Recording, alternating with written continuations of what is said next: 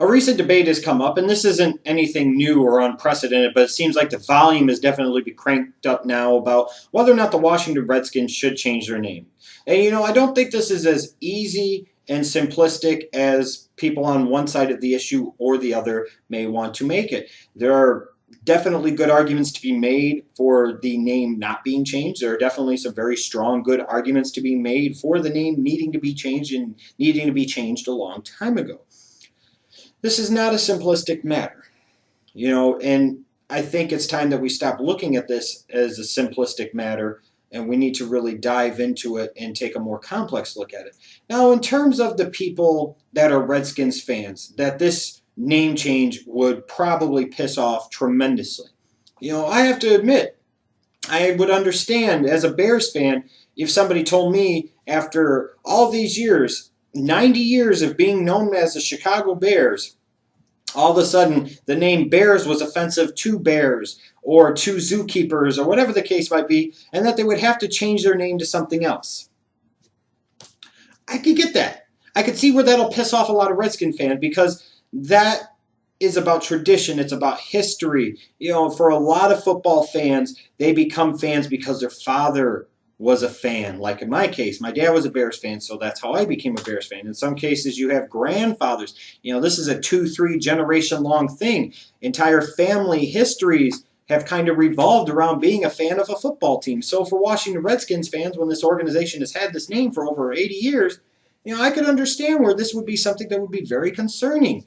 Feel like they'd be taking away, if you're a Washington fan, they'd be taking away a piece of who you are. They'd be taking away a piece of your team. They would be taking away your team's history and kind of spitting in that history's face and spitting in your face. And I understand that. And if I'm a fan of the Washington Redskins and I was up, they were proposing this name change, I have to be honest, I don't know if I would have the same opinion that I do. Maybe I'd be a little bit more emotionally involved and invested in the name and in the process. And as a result, I might not be as freewheeling wanting to change the name. And I get that. And there's also this thing of, when is enough enough? When do we start becoming too politically correct, which we've definitely done over the past probably 20, 25 years. This is an incredibly PC society. We worry too much, I think, a lot of times about offending anyone and everyone over anything and everything, to the point where people are walking around on eggshells because they don't know what the hell they're going to say that could offend one person from one moment to the next. So much for free speech and all this other shit. So I get that. And to be fair, there's been uproar over the years about different Indian-related mascots and names being changed or not. You look at the Cleveland Indians and the Atlanta Braves. But you also have the case of the Florida State Seminoles, where they actually have a relationship with the Seminole Nation, which they pay the nation money, and they are allowed to use the name, and it's kind of become a good working business relationship. So, like I said, there are things I look at it and I say, after all this time, why such a big concern now in 2013 of all times, where this has become a big, huge issue, when this has been a name that's been there for 80 years? To me, it would seem like if it's the name is Redskins is offensive, it would have been as offensive in the 30s as it is in 2013. So I don't really get, frankly, where all this debate is coming about all of a sudden magically, like really loud. And that would make me question things a little bit too. Do we really need to do the name change? Is this being just done as a big publicity stunt by the NFL and or certain Native American groups? That could be. That could be. But then I look at the flip side of this. And you look at it and you have to say Redskins. That's a pretty offensive name.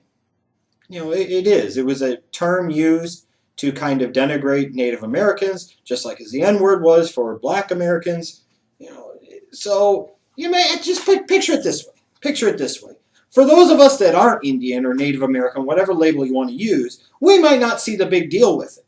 But think about if you're Caucasian and you had a team called the Charlotte Crackers or the Carolina Crackers, or you had the Houston Honkies. Now, me personally, I would find that hilarious. Me personally. But a lot of people would probably be offended by that name, and it would instantly be gotten rid of. It wouldn't even be in a consideration. Imagine something else here, like the Washington Wetbacks or, the Nashville Negroes. These are, again, offensive terms, the same as cracker or honky or whatever. Imagine these different labels if you're black or if you're Hispanic or Asian or white. And imagine a term that is derogatory to your particular race being used as a team name, and everybody else is fine with it, doesn't really see the problem with it except you. Imagine how bothered you would be. Like I said, for me personally, if there was a team called the Carolina Crackers or the Houston Honkies, I probably would get a kick out of that. They'd probably become my second favorite team. I'd probably rock their merch. But that's just me. I'm a little different. Most people don't function and operate that way, don't necessarily have the same sense of humor about it, don't have the same type of perspective on things. So as a result, they take their identity, whether it be their race or their religion, very, very seriously. So it's one of those things where I get where this is very offensive to a small percentage of the American population. And you sit there and say, well, it is a very small percentage, but that doesn't necessarily mean that they don't have the same rights that everybody else does. As I thought, in terms of the Constitution, if they were United States citizens, they should have those same inalienable rights. You would think. So why should they be subjected to this when other groups aren't? You can't use certain words to name a team after black individuals or white individuals or Asian or Hispanic individuals. Why is it okay to do it with Indian ones? I just mean, and it's kind of one of those things where I also look at this from a business perspective, beyond the fact that it is an offensive term, because it is. Think about it from the NFL standpoint, and even Daniel Snyder's standpoint. Imagine if you did have to change the team name after all these years of being the Redskins. Imagine the business possibilities for marketing a new name, having to sell an entire new line of merch. Imagine how many freaking RG3 jerseys you would have if you rehashed an old Washington name, and let's say you went by the Washington Senators, just as an example. Imagine how many of those number 10 RG3 jerseys you would sell in the first 6 to 12 months after that team's name change. Imagine how much good publicity would come from it, saying that, this is a name that we were proud of for many years, but we realized that the times have changed. This is an offensive name to a group of people, and it's not right, and we decided it was time to change, especially from an organization like the Washington Redskins that for many years under George Preston Marshall refused to integrate, refused to allow black players at all. Their owner was a flat-out racist for many, many years. So the Redskins themselves don't have the greatest history when it comes to race relations, both in terms of the players and with the name. Now, on the flip side, you could sit there and say, okay, you're going to sit there and change the name of the Redskins because it's offensive. Well, are you going to change the name of the state of Oklahoma, like Okla and Humma, the two Indian words that comprise the name of the state, literally translate to red people or redskin people? Are you going to change the name to the state of Oklahoma because the name literally means red people, which would be, you would think, offensive to Indians, Native Americans? You see what I'm saying? Does this open a Pandora's box that we really don't want to open? Or does it open the Pandora's box that, frankly, we need to open, that we've been trying to jam that lid shut on for many years? That's the question. So should the Washington Redskins change their name? Now, I'm speaking as a Chicago Bear fan, not as a Washington Redskin fan. I'm trying to be as sensible about this as I possibly can. But I truly do believe that the time has come for the Redskins to change their name. I understand if this upsets a lot of Redskin fans. If I was in your position, it probably would me too. But at some point in time, you have to sit there and say, well, the name's not that offensive because it might not be that offensive to you. If you look like me, somebody calling the team the Redskins probably isn't going to offend either one of us. But if you were Native American or Indian and you had a darker complexion and they were calling that team name the Redskins or the Indians or the Braves or whatever, your perspective on it would probably change dramatically in most cases.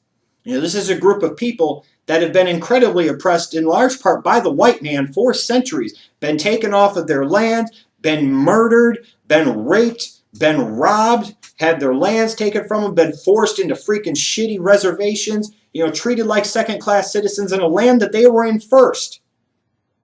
So just think about that. Imagine if we were in the same position and how we would feel.